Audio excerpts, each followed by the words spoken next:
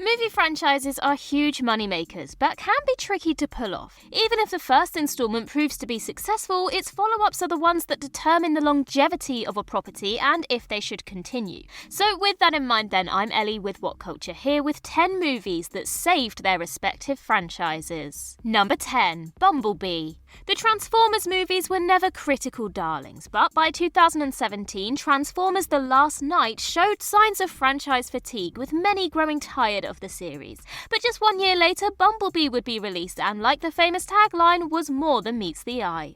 Bumblebee's victory could be attributed to two things. The first is through its Transformers designs. Though previous entries sported well-done visual effects with intricate parts, Bumblebee streamlined the characters to something closer to the G1 look, which was well received by the fanbase. The second aspect is the film's focus on character development. Charlie and Bee develop a genuine relationship which allows the audience to connect with the two. By investing in these characters, the viewers care when they eventually part ways by the end of the picture. Director Travis Knight also trims down the cast and removes unnecessary additions that cluttered the previous films. These two aspects would turn Bumblebee into the most well-received Transformers movie to date. Despite being marketed as a prequel to the Bayverse, it would be used as a stepping stone for a full reboot with Transformers Rise of the Beasts coming soon. Number 9. Prey. Despite the goodwill generated by the first film, the Predator franchise struggled with every subsequent entry. Predator 2, while a fan favourite, received negative reviews. Predators was divisive, and Shane Black's The Predator nearly killed the series. Also, let's not forget the two Alien vs Predator crossovers that embarrassed both franchises. So with the announcement of Prey, many scoffed at the idea of another Predator movie. It didn't help that it was exiled to streaming platforms rather than a theatrical release. Thankfully, the film proved everyone wrong and has since become the highest critically rated film in the series. Dan Trachtenberg delivers on a Predator movie that forgoes all the things that cluttered up the sequels. Gone are the bustling cities, clan feuds, and DNA augmentation. Instead, we get a more back-to-basics movie. It's a film that pits Naru against the feral Predator, two novice hunters both out to prove themselves. The movie combines this simple premise with effective direction through numerous suspenseful and action-packed sequences. It also opts for a more character-driven film with Naru's journey placed at the forefront of the story. These elements lead to the success of Prey, which proves that with the right idea and execution, even the most dead franchises can come back to life. Number 8. Bride of Chucky. The Child's Play movies were in trouble by the early 90s, with the killer doll concept wearing thin. In fact, several franchises had become dormant by this time. Jason had gone to hell, Freddy was dead, and Michael was busy dealing with the Cult of Thorn. But with the success of 1996's Scream, the slasher genre was revived, and in turn, so was our killer doll. Bride of Chucky follows the tongue-in-cheek approach of many late 90s slashers. Rather than play the voodoo angle straight, the sequel takes things more comedic and campy. New to the film was Tiffany Valentine, played by Jennifer Tilly. As Chucky's old flame and female counterpart, the character would become a mainstay and added a new element to the franchise. The film also redesigns the titular character and gives him a stitched appearance after his demise in Child's Play 3. The film's ability to adapt to modern times would be the key to Chucky's long-running success. With creator Don Mancini involved in every installment, he'd introduce new elements to the series while honouring the previous outings. This can be seen in sequel Seed of Chucky, a further 2 direct-to-DVD sequels, and the ongoing sci-fi TV series. Number 7. Friday the 13th, The Final Chapter. In 1984, Frank Mancuso Jr. had grown weary of producing Friday the 13th films as they were critically lambasted and seen as low-brow entertainment. This led to the release of Friday the 13th, The Final Chapter, which intended to bring the series to a proper conclusion. The film features the return of famed makeup artist Tom Savini, who came back to kill off Jason. Because of this, we get more grisly deaths and a Voorhees redesign that harkens back to his initial appearance in the original film. At the same time, the final chapter sets itself apart from previous entries by featuring memorable characters. A pre-Back to the Future Crispin Glover shines as Jimmy, a hapless virgin with some killer dance moves. Rob Dyer is a man seeking vengeance for his sister's death. And finally, Corey Feldman plays Tommy Jarvis, an aspiring makeup artist who manages to deliver the killing blow on Jason. The Tommy character would be popular enough to return in the next 2 entries and serves as Voorhees' arch nemesis. Ironically, the The success of the final chapter meant that it could never deliver on its title. This led to Friday the 13th Part 5, A New Beginning a year later, with the series continuing for a further 5 films, a crossover with Freddy Krueger, and then a 2009 reboot. Number 6. Wonder Woman.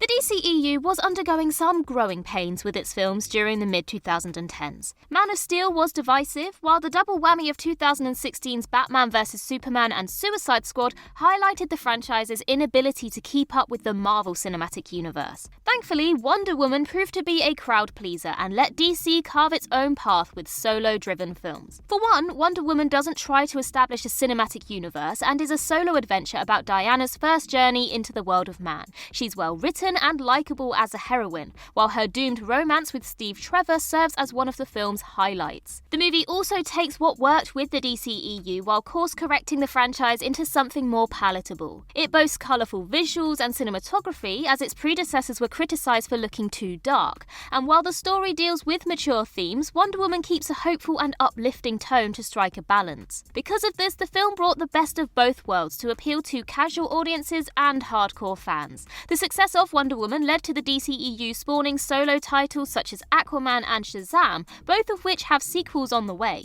Number 5. Goldfinger. Dr. No and From Russia with Love were straightforward adaptations of Ian Fleming's work. Though both successful in their own right, Goldfinger would be the first to truly establish the Bond formula. The movie introduces numerous aspects that would become a part of the series. While previous entries featured an instrumental credits sequence, Goldfinger had a title song sung by Shirley Bassey, which led to every subsequent film following suit. Another new addition is the Q briefing scene and his wonderful gadgets. While the character appeared in From Russia with Love, his interactions with Bond here would be the template for his next appearances. It also introduced the franchise's penchant for gadgets such as 007's iconic Aston Martin DB5. Finally, Goldfinger established the tone for every James Bond movie to come. While the first 2 installments followed Ian Fleming's work, this film brought a sense of humour and lightness of touch not found in the novels. From the quips, the ridiculous gadgets, and the campy tone, it defined the cinematic version of Bond and differentiated him from his literary counterpart. Though the picture has moments that haven't aged well,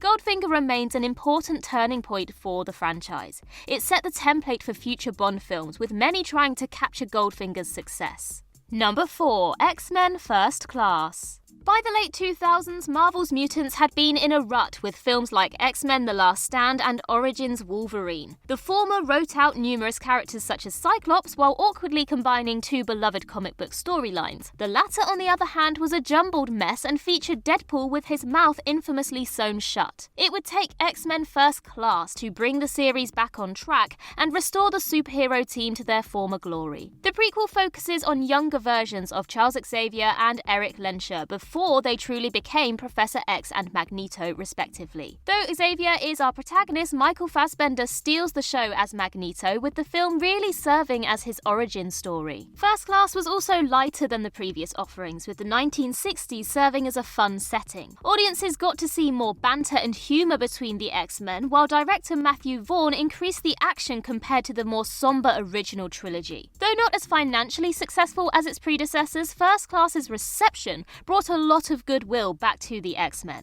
Its success led to the series continuing for a few more years, beginning with the smash hit Days of Future Past. Number 3. Mission Impossible Ghost Protocol.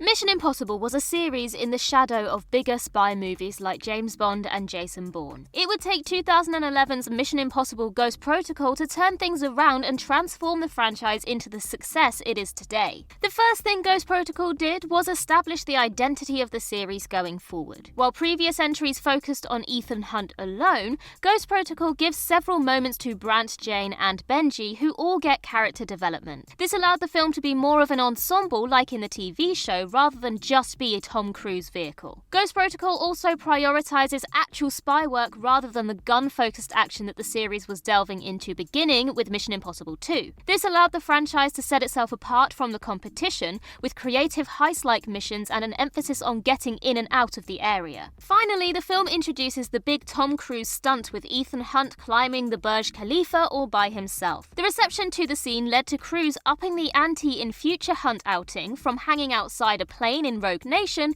to performing a halo jump in Fallout. Number 2. Fast 5. The Fast and Furious movies initially focused on the popular street racing culture of the 2000s. In an effort to expand its audience, Universal Studios and Justin Lin set to revamp the series into a heist movie with the release of Fast 5 in 2011. The fifth entry serves as the franchise's transition from street racing films to the bombastic action movies they are today. There are barely any races, and Fast 5 features more brawls and gunfights than ever before. Fast 5 also turns the franchise into an ensemble with the reintroduction of characters like Roman Pierce and Han. This allowed the series to focus on the family aspect, with people from different walks of life banding together to perform ridiculous missions. Finally, the film brings in Dwayne Johnson as Agent Luke Hobbs, which boosted the series' popularity. Hobbs would bring charisma into the movies and serve as a worthy opponent to Vin Diesel's Dominic Toretto, even when he eventually joined the family. He'd eventually become a fan favourite character, which led to his own spin-off film with Jason Statham. Had it not been for Fast 5, the franchise would have probably died much earlier, but by switching gears and changing lanes, the film would transform the series forever.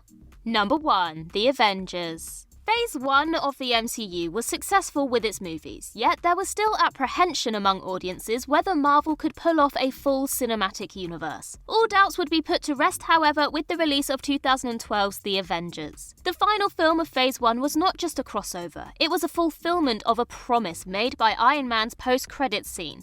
The Avengers brought Iron Man, Captain America, Thor, Hulk, Black Widow and Hawkeye together on the big screen, something many thought couldn't be done. Each character got their moments to shine, and the film felt like a proper ensemble. From Tony Stark's friendship with Bruce Banner to his initial animosity towards Steve Rogers, comic book fans finally saw their favourite Marvel heroes uniting. The success of the Avengers changed the superhero genre forever, with many studios rushing in to capitalise on the MCU's success. It was a turning point for the franchise and turned Marvel Studios into an industry giant. The film opened the door to a bigger universe, and without it, we wouldn't get crossovers like the portal scene in Endgame or the Spider-Men in No Way Home. And that concludes our list. If you think we missed any, then do let us know in the comments below. And while you're there, don't forget to like and subscribe and tap that notification bell. Also head over to Twitter and follow us there, and I can be found across various social medias just by searching Ellie Littlechild. I've been Ellie with What Culture. I hope you have a magical day, and I'll see you real soon.